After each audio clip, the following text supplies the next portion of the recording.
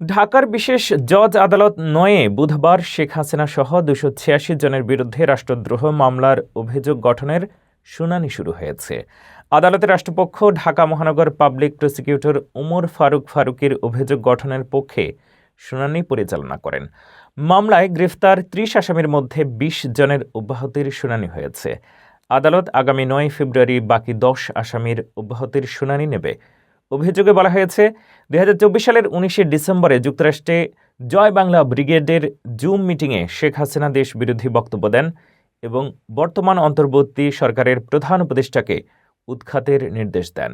মামলায় কারাগারে থাকা ৩০ আসামির মধ্যে সাবেক সংসদ সদস্যসহ বিভিন্ন জেলা ও সংগঠনের নেতাকর্মীরা রয়েছেন। এছাড়া ২৫৬ জন দেশের বাইরে আছেন।